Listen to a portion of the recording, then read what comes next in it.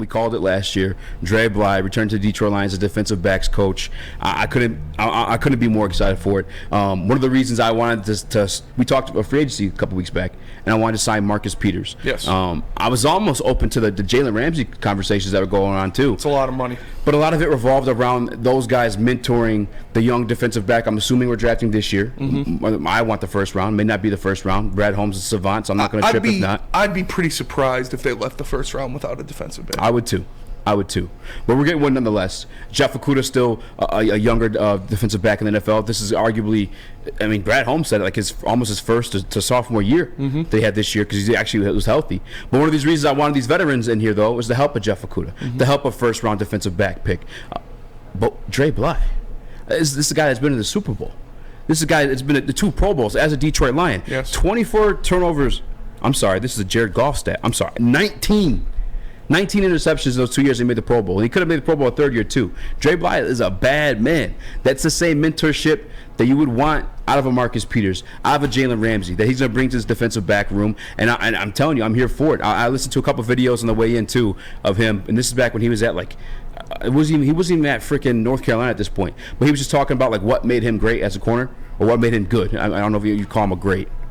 But he had some great years. He had some great years. But it was more the cerebral. And that was everything we spoke about with our philosophies a little bit with players turned coaches yesterday. It was like, it's not really the great players turn great coaches. It was like the medium to bad players turn great coaches because they played the game cerebrally. They played it with a mental aspect. And that's what Dre Bly was. That's what he attributed his Pro Bowl years to, was him having that mental aspect of, what to expect from wide receivers, certain tells that they give away to make a play on the ball. And on top of that, he was just a dog. He was a dog. It was more than just interceptions. You go to his highlight reels, he's ripping the ball out of receivers' hands too. It was cool. I was just about to say that. You look at his Pro Bowl year in Detroit in 2003, not only did he have 6 interceptions, he had 5 forced fumbles and 3 fumble recoveries in the same season. Like, this guy was a ball hawk. He was an animal out there. It's very exciting to see Brad Holmes and Dan Campbell add another guy like this to their coaching staff. It's just another tool to their arsenal, another toy in their toy chest, another cog in the machine that is that Detroit Lions coaching staff that is built off of this, is built off of former players, is built off of connections that they made not only in their playing career but throughout their coaching careers.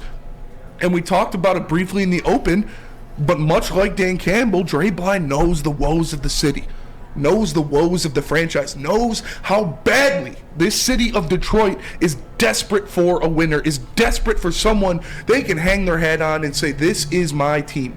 This is the Detroit Lions. Dre Bly knows that firsthand. Bringing him into this coaching staff was an A-plus move in my mind, not only for that fact, but the fact that, like you said, he can help teach these guys. He is not this old timer. Yeah, his last year was in 2009, but he is still ready to teach, ready to instill what he learned as a defensive back in the NFL to help them get the best out of themselves. It'll be a huge help for Jeff Okudah. It'll be a huge help for Jerry Jacobs.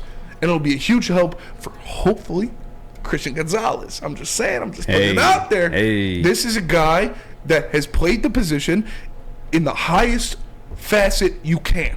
A Pro Bowler in the National Football League. You don't get any better than that when it comes to football in the world. Dre Bly was there. He was there in Detroit, which makes it even better. Yeah, and then last year, obviously, they fired Aubrey Pleasant midseason, and what happened is Brian Duker, the safeties coach, ended up taking over the DB role as well as Aaron Glenn. And that also allows Aaron Glenn to return back to more of those defensive coordinator duties, in which we have a topic coming up next because he's doing his second interview with the Indianapolis Colts. We're kind of nervous about him leaving, but we have the Instagram post from Dre Bly himself, if you don't mind, young Chris, put this thing up. I want you to, ooh, that is tiny print. He says, I'm excited to announce that I have joined the Detroit Lions as the cornerbacks coach. Thank you to Miss Sheila Ford Hamp and the rest of the Ford family. DC Aaron Glenn, what? GM. What? DC Aaron Glenn. One more time. DC Aaron Glenn. One more again. DC Aaron Glenn. I think he's coming back. GM Brad Holmes and head coach Dan Campbell for an opportunity to come back home. This place will always be special to me, and I'm ready to get to work. Hashtag Detroit Lions. Hashtag One Pride. Let's go. That DC Aaron Glenn spinning, I think, is important because we have DC Aaron Glenn taking these head coaching interviews, but he's hiring his defensive staff. He's put in charge of it. That's why he was so hurt during the Aubrey Pleasant situation. Yeah. I have to assume, although a former teammate of Dan Campbell, Dre Bly getting hired by the Detroit Lions as a defensive cornerbacks coach has something to do with the man he thanked in that post, DC Aaron Glenn. And I don't mean to spoil like a whole other segment. I mean, maybe we just stretch the thing out a little bit. But do you think that's a little hint towards Aaron Glenn coming back? I think it could be. You look at Aaron Glenn, obviously he was a dog in his own right as a defensive back. Obviously he was a playmaker in the NFL in his own right. Has been in the coaching game longer than Dre Bly. I'm sure they were friends because the NFL really is a brotherhood. We've talked to Braylon about it on multiple times. We've talked to Malcolm about it. We've talked to different people who have been in that position and talk about the NFL being a brotherhood. Yeah. And especially you see defensive backs get tight. We remember when Darius Slay was with the Detroit Lions, how pissed he was when Matt Patricia was all salty about him going to work out with Richard Sherman and Jalen Ramsey and different guys in the offseason because Matt Patricia's a loser and we don't miss you. 100%. But that is what defensive backs do. They teach each other their game. They learn from each other.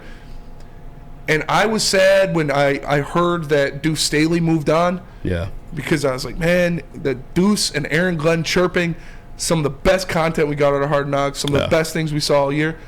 Maybe we'll get it back. With Dre Bly chirping at Aaron Glenn. With Aaron Glenn chirping at Dre Bly, saying, get your shit together. Stuff like that. Like, these guys are competitors at heart. Yeah. These guys are driven by being great in what they're doing. And you see how much the city of Detroit means to him with that. I'm coming back home. This place will always be special to me. This isn't where he started his career. He started his career in St. Louis. Yeah. He was in Detroit for 4 years and then went to Denver. But he knows Detroit is special because he knows it. He's been there. He's been a part of it. And you can't change my mind that it would be the greatest thing for a former player to come back to the city and produce a winner where he knows they're so thirsty for one. This is something where he actually gives a F to B too. He had great years here in Detroit in terms of like individual play. Yes, for sure. His best 2 years in his career were both in Detroit. Yeah, and like you said, I feel like people like that, especially like former players, you have guys that aren't the former player route that they maybe fizzle out in college or whatever, and they become head coaches. But Dre Bly played the NFL. I don't know what his financial situation was, but I'm pretty sure he could have probably retired happily, invested in something and chilled. But like you said, people like that want to be great. And I just feel like that's one of the situations with a player coach like that. They have that competitive edge, and him returning to the game is just an example of that, him wanting to be great. I'm sure no matter like what it is that he applies himself to, he wants to be great at it. And just fortunately enough, we have him here in Detroit as a defensive backs coach. And like I said before too, yes, he made the Pro Bowl, but it wasn't all pure off athletics. Dude played the game with a mental edge. Yeah. And that's what made him great at times. You have to do that as a cornerback. You have to have that memory of a goldfish where it's one snap at a time.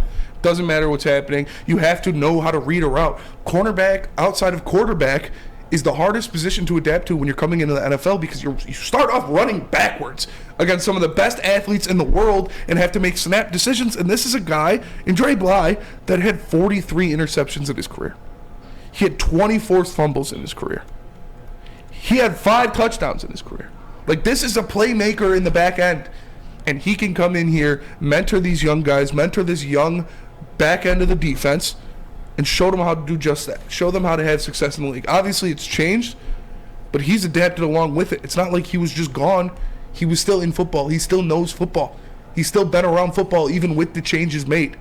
So, I'm like I said, I can't say enough about how happy I am with this hire. It is an A-plus hire by the staff. Loved Dre Bly, and I'm just happy for him to be back in the city. Sal Abdullah in the Woodward Sports chat sent in a paragraph. I'm not going to call it a comment. It's a bit of a paragraph. But he says, I love Dre Bly, the player, but the coach, not so much. Look at his track record in North Carolina, one of the worst defenses, and I understand he's a position coach, but they were ranked 95th in pass defense at UNC. Do you have any concerns with that? Because I know you watch a lot more college ball than I did myself. Yeah, no, I don't. They play in a pass-happy conference. It's college. It's a lot different than when you're dealing with the best of the best, when you're dealing with the elite of the elite. And putting him under a guy like Aaron Glenn, who's been in that situation before, knows what to do, will not only help him as a coach, but help him as a man when you put him behind a guy like Aaron Glenn. Yeah. I'm not worried about that at all. That's how I look at it too. Like Aaron Glenn in the defense, I know it hasn't ranked well in terms of like throughout the season, but I've saw moments in Aaron Glenn's tenure here as a defensive coordinator. that I saw like the coaching of him versus the talent he had, and I think it could be one of those situations with Dre Bly. Obviously, we've yet to find out, but. Obviously, at the NFL level, you're working with the best of the best. The guys that are undrafted free agents at the NFL level are like studs at the college level. You know what I'm saying? Like this is like the elite, the best of the best, the cream of the crop. I think he's gonna be working with a lot more to mold here in Detroit, and I think it's gonna take a little bit off the plate of Aaron Glenn as well. Because like we said, it was both Luke Duker and Aaron Glenn that took over the DB room at that point after Aubrey Pleasant had departed, and now Aaron Glenn's back to scheming. Dre Bly's back to teaching these guys the ins and outs of playing the position. I think it helps that he's a former player too. Again, this is a guy that made plays on the ball. Yeah, and Blade No Icewood in the WoodwardSports.com chat thread, he says we need a leader in the back end and everybody will respect him, and that is a fact. You're gonna listen to what Dre Bly is telling you. You can not only relate with what he is, who he is, but some of these guys watched him growing up. I'm sorry. And if they didn't, they're Googling his highlights right now. Yeah. And they're going to be like, damn, he was a dog. Exactly. So I'm telling you, there's a couple probably old heads out there that still got their jerseys back from like 03. Oh, for sure. Probably I think my dad has a Dre Bly jersey. Yeah. Oh, really? Yeah. Yeah, Dre Bly's nice. My uncle kind of forced me into being a fan of his.